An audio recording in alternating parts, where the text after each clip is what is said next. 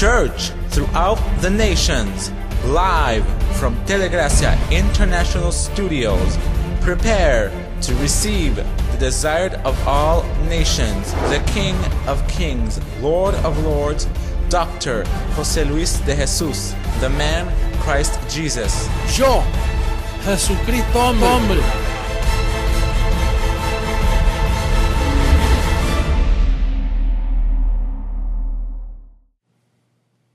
Well, today's topic is very interesting.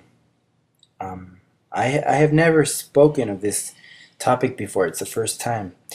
And we're going to speak of unequally yoked. Look at how the second letter to the Corinthians, chapter 6, verse 14 says. It says, "Do not be equally yoked together with unbelievers. For what fellowship has righteousness with lawlessness? And what communion has light with darkness?" Well, the name of the topic is Unequally Yoked. And I have some notes here.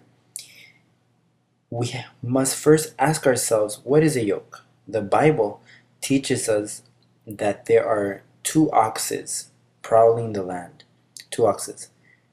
And history, tradition says that there is always an older ox and a younger ox. The older ox teaches the younger one.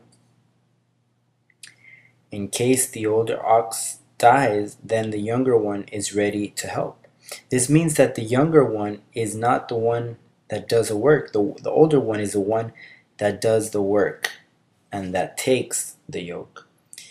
A yoke is something that is on the neck, goes on the neck of the oxes so that they can pull. Therefore, matrimony is like a yoke. They are both one flesh, and they are to pull in the same direction to reach the purpose of plowing the earth. And I wrote here that couples need to understand the analogy that the Spirit of grace wants them to learn to reach the harmony and unity of the family. There are three types of yokes. There are three types of matrimonies. For example, there are two seeds. The first one that is chosen, married to a son of perdition or daughter of perdition, vice versa. That is one yoke.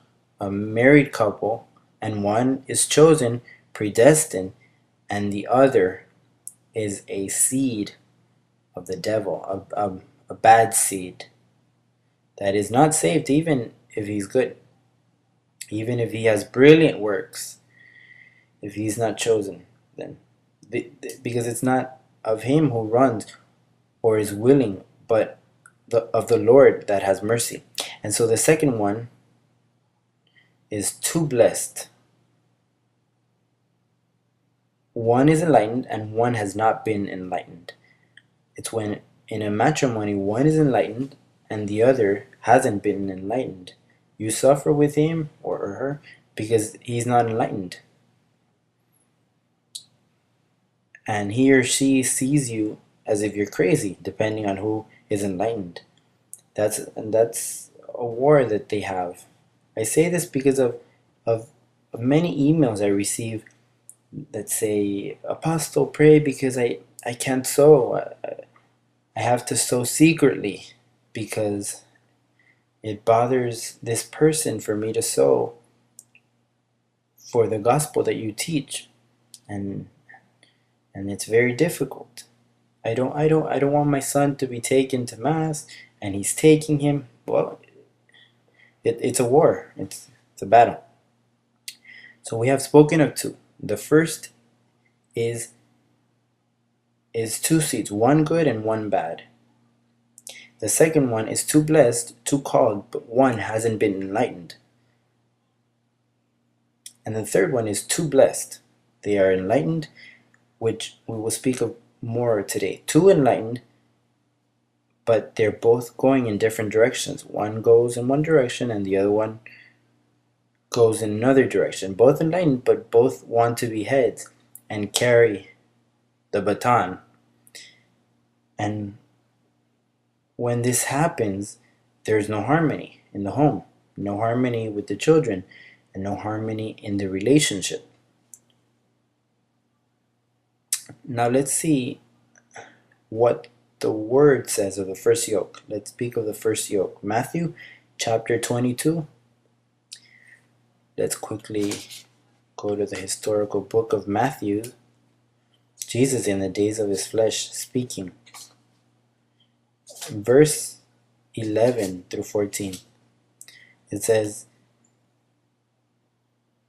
"But when the king came in to see the guests, he saw a man there who did not have on wedding garment." This is a parable of the wedding. "So he said to him, 'Friend, how did you come in here without a wedding garment?' And he was speechless. Then the king said to the servants, 'Bind him hand and foot, take him away, and cast him into the outer darkness. There will be the weeping and gnashing of teeth, for many are called, but few are chosen.'" Imagine 144,000 chosen for the first fruit. The second watch is something else. And in the example of the second yoke, we have said that there are two blessed, one enlightened and one that hasn't been enlightened yet. First one is one who was chosen and the other a bad seed. The second is two blessed, one that has been enlightened and one that has not. Well, there are people that are very calm and have a good behavior and could eventually be enlightened with the first fruit or the second watch. Just because he's chosen doesn't mean that he or she will be enlightened and taken in the first fruits with you.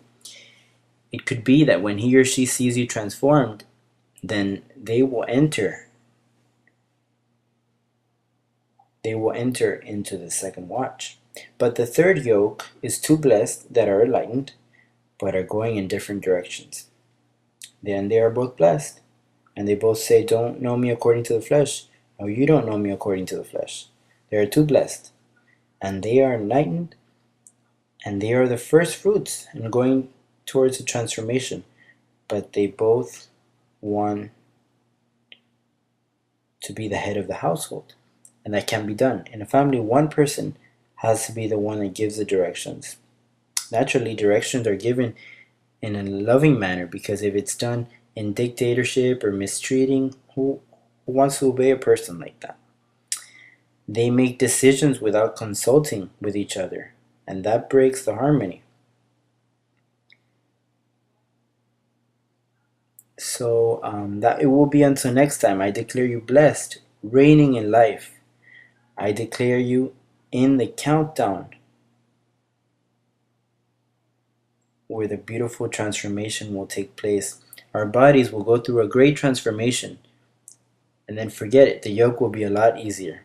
In fact, there will be no yoke. There will be a tremendous glory, blessed with all blessings.